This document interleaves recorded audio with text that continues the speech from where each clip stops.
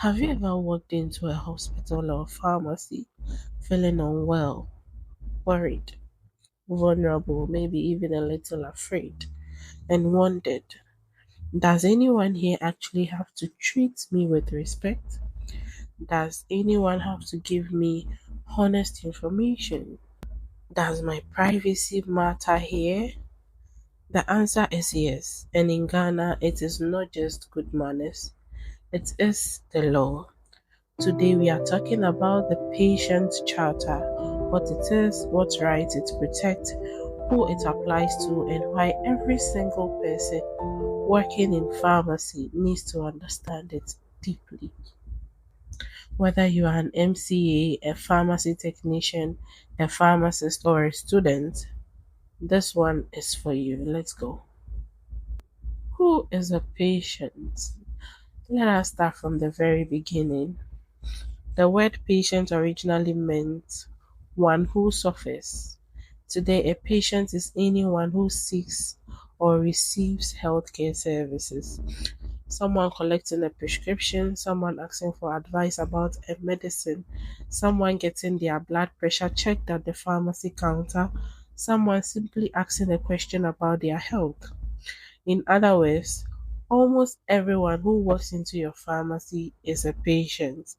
Now, in hospital practice, we classify patients into two types: outpatient and inpatient. An outpatient visits the facility for treatment but goes home the same day. An inpatient is admitted and stays in the facility for one or more nights. Both types have exactly the same rights under Ghana's patient charter. And in the pharmacy, every single person who walks through the door deserves to be treated as a patient with respect, care, and professionalism. The idea that patients have rights is no news. It goes way back to 1943 when the Universal Declaration of Human Rights established that every human being has inherent dignity and equal rights.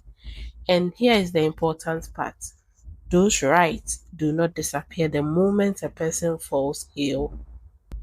The World Health Organization, the WHO, built on this foundation and recognized four core rights that every patient deserves anywhere in the world: right to treatment and care, right to information and informed consent, right to privacy and confidentiality, right to quality health service.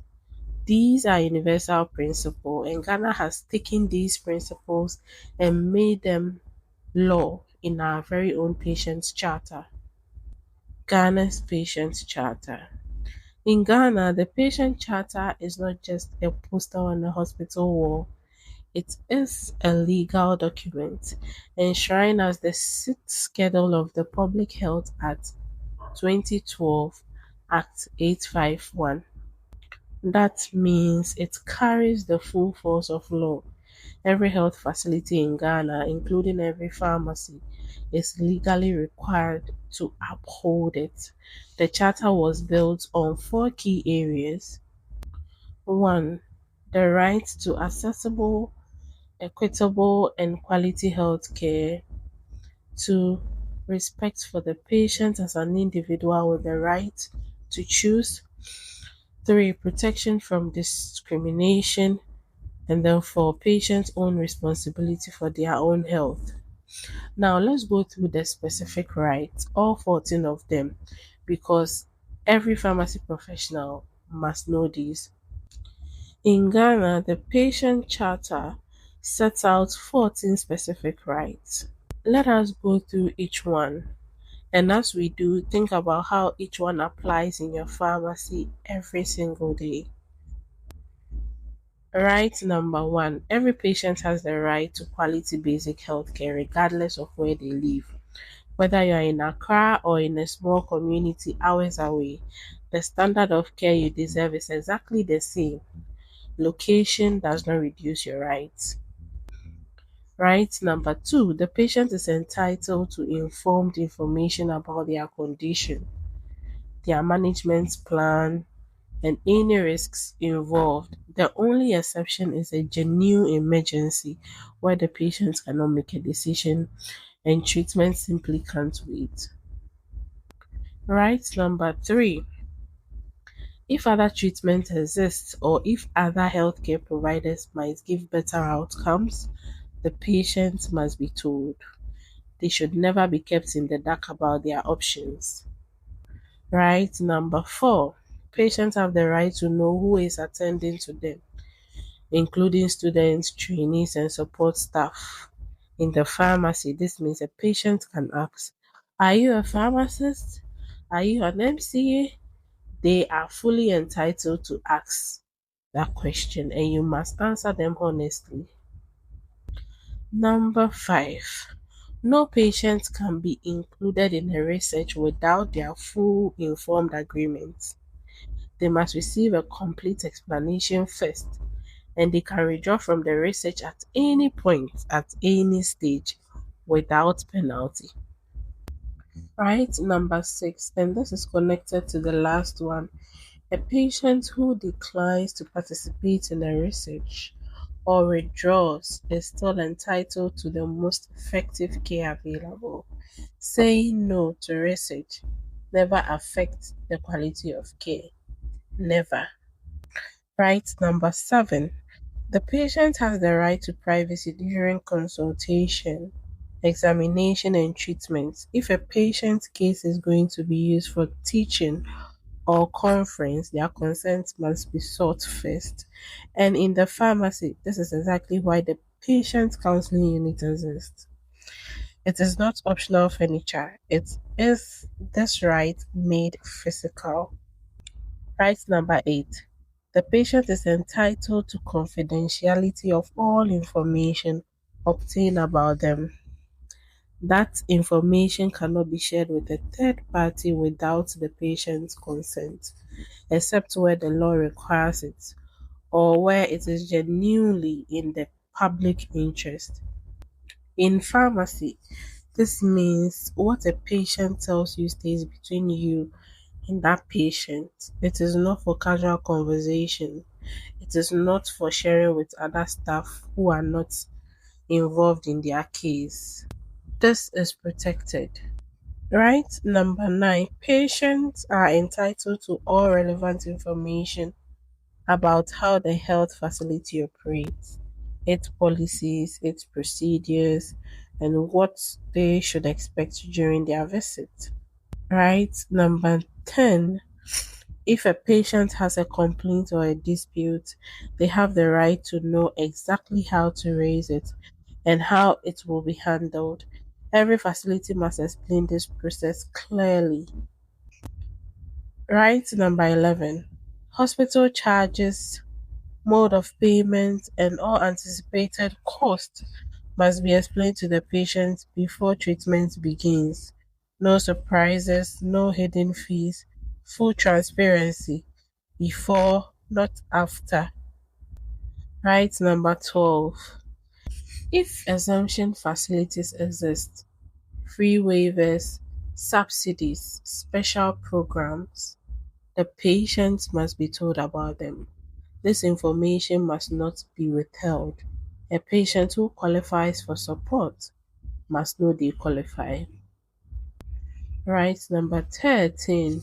A patient entering a health facility has the right to be personally safe and to have their belongings reasonably protected within that institution.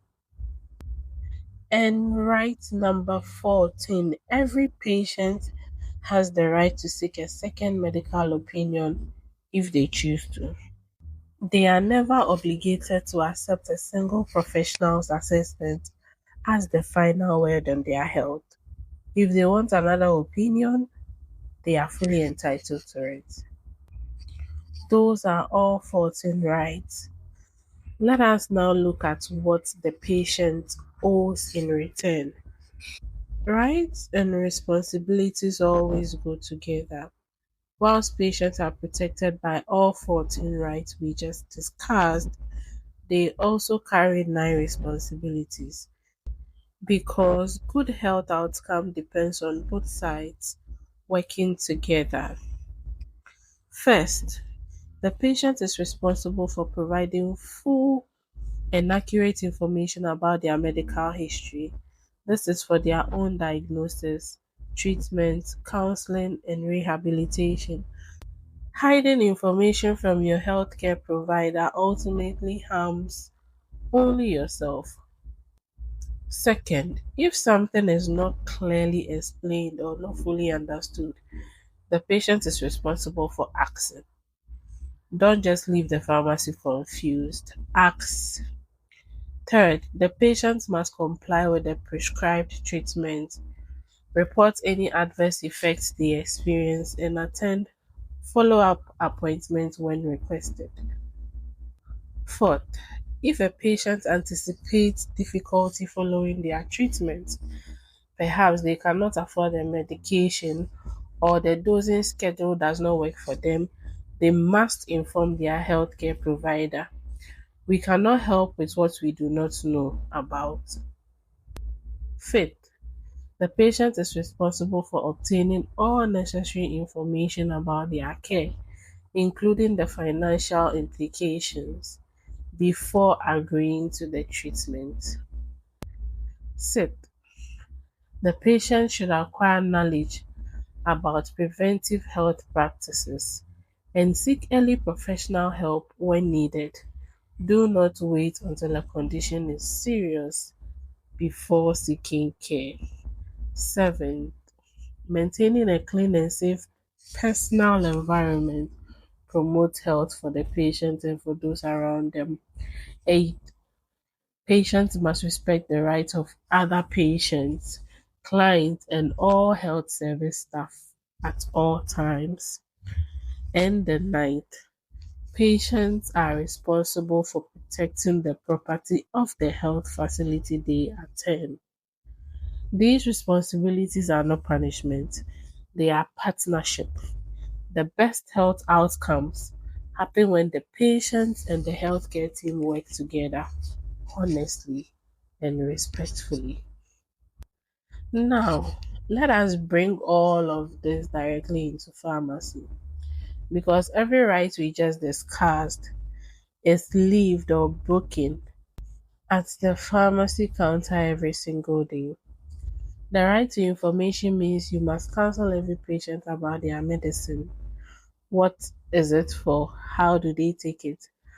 What side effects should they watch out for? What should they do if they miss a dose? Handing over a medicine without explanation is not just poor practice, it is a violation of the patient's legal rights. The right to privacy means that sensitive conversations about contraceptives, HIV medication, mental health medicine, chronic disease management must happen in the patient's counseling unit, not at the public counter, not within earshot of other customers. The right to confidentiality means that your what your patient tells you stays between you and your patient. Handle it with the same care you would want someone to handle yours. And the right to dignity means every patient, regardless of how they look, where they come from, how much they are spending, or what condition they present with, receives the same professional respect. No exemptions. Assessing the patient's state of mind.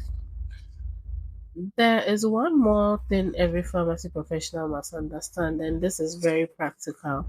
Not every patient who comes to your pharmacy is in the same psychological state. The psyche of a patient, their mental and emotional state, varies depending on how ill they are, and this directly affects how they receive and process information. Let me give you a scenario. Three men are involved in a road accident. One is unhurt. Of the two who survived with injuries, one is completely silent, only making quiet sound of distress. The other one is shouting loudly, "Hey, I'm dying!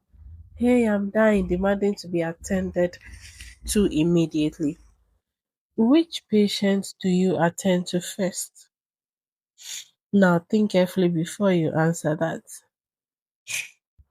It is not necessarily the one who is shouting. The quiet patient may in fact be more critically injured. Professional observation and judgment, not noise, must always guide your assessment. The same principle applies every day in the pharmacy. When a patient comes to you, observe carefully. Ask yourself, is the patient too ill to understand the instructions? Is the patient too ill to communicate clearly? Is the patient too ill to wait?